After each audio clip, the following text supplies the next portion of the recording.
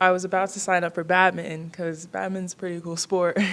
And then the coaches of the volleyball, they were right next to the table. And then they asked me how tall I was. And freshman year, I was about 6'1", 6'1.5". And then they were like, you need to sign up right now. So ever since then, I just kind of progressed from playing high school, and then I was introduced into club volleyball. So that's basically the story of me joining volleyball. And then it was interrupted when you got sick, right? Yes. What was that whole, I mean, I know your sister had the same issue, right? Yes. Um, how did you learn about that and what happened? And, I mean, what was that whole feeling knowing, what had happened to your sister? Um, when it happened to my sister, I was about 9. I still didn't fully grasp it. I just knew that the tumor had grown too big, and unfortunately, she had a brain aneurysm. And then when I found out that I had my tumor, that was around the same time I found out that I had the same tumor as my sister. We both had pilocytic astrocytoma, which is majorly found in adolescents. So when I found that out, it just kind of made me feel, it did kind of shock me, but it also scared me.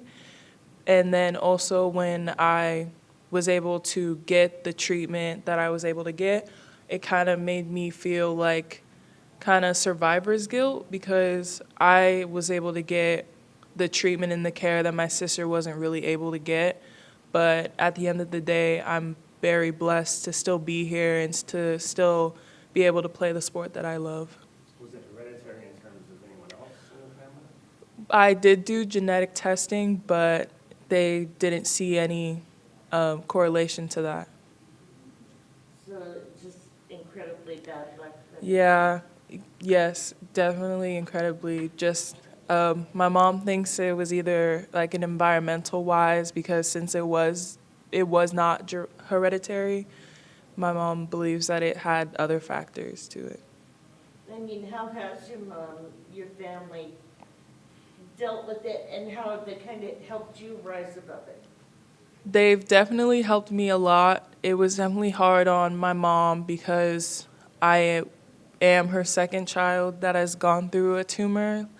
And it was hard because we were still in the midst of a pandemic and she is a healthcare worker. So it was hard juggling me being at home and not being at school because I was unable to be at school, to pay attention at school and to be physically there, present. So it was hard for her to juggle having a job but also being there. So my family and even friends really helped and stepped up. They would come over and monitor me because I couldn't really move around. I couldn't really be active even in my own home. They helped my mom just supervise me, and then I would also go to their houses so they could supervise me as well. They would bring meals and other things of that nature to help me and my mom out. So I think even though it was detrimental on my mom, I think since we had such a large support group, it also helped me and my mom kind of just move forward to it and to be able to survive through it. What are some of the things that you do both on and off the court to honor your sister? Well, I remember for my senior night when we were honoring the seniors for my sister, it was my other sister, I have two sisters. It was me, my sister, and my mom. We brought up a portrait of my sister. It was a picture of her so she could be there during my senior night. And off the court, we always have those discussions about my sister, and we also go to her. We have like memorials and things of that nature. I think even though we're coming up about 7, 8 years, it's still very significant she still has a presence in my family's life. So I think it's very important to still remember her in every little way that I can. How was volleyball, the community specifically, able to help you? They helped me a lot, actually. It was teams. I remember when my story came out, it was very prominent in the state. I remember when it all came out, I had people reaching out from so many different places. I remember there was a volleyball club that reached out to me, made me a card and things of like that nature. My school district, my whole school district, their volleyball teams and things like that helped me out, and they gave me like a basket of things like blankets and things of that nature. And I remember I went to a tournament that I couldn't play in because of my tumor, but to still be there for my team, even if it was for just like 1 or 2 sets. And I remember the opposing team that we were playing, they actually came up to me and gave me a card and blanket. So I think it was just such a blessing to have teams and clubs and players just reach out to me for like prayers or support. I think it definitely not only motivated me to keep going, but to get back into volleyball. Where are you now in terms of your tumor? Healthy.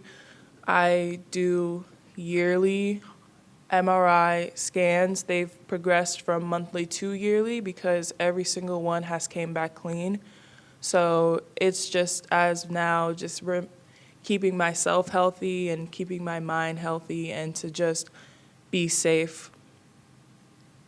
Um, when you were able to come to a Pac-12 school, I mean, how did it feel knowing you had progressed to that point that you could do that? It feels great, definitely. I was a little nervous because I had my tumor during my junior year, and more specifically, when girls are playing at that collegiate level, you know, they already have their commitment by then. And when it was rolling up my senior year and I still hadn't commit, I was a little bit nervous. I was still it was in my mind, like, am I even going to be able to play at a collegiate level? But to have Rubio and Rita reach out to me in such a difficult time and offer me to be able to play here, it felt like a weight lifted off of my shoulders, definitely. And to not only play at a Division I, but also a Pac-12, which is a very great conference for volleyball, it feels amazing. And where are you from again, sorry? I'm from Buckeye, Arizona, which is about 2 hours out from here. Okay. So what other schools potentially were you looking at? I was looking at UC Santa Barbara, New Mexico State, and I was also talking to Temple as well and a few other schools that were relatively out of state. Being able to stay close, was that important? I actually wanted to go out of state before everything happened. I was like, I want to experience something new, but after everything that happened, I think for myself and for my family, I was talking to my mom and I was like, I would rather stay relatively close to home, whether it was about maybe a few hours drive or things of that nature. I would like to stay relatively close to home, and to have the opportunity to play in my home state was great. And I remember the day that she offered me, I took it. So And when, my mind is just blank what I was going to ask you. Are there any other game mementos or anything like that you do on game day that honors you? no, not as of right now. I think it's just really prayers and things like that, because she didn't really play a sport, so I can't really like write a number, things like that. So it's just kind of prayer to her, just like a remembrance, I would say. I remember what I was going to ask you. Rita says that what she sees in you is you have the physical ability, but maybe your confidence, like you think other people have more experience.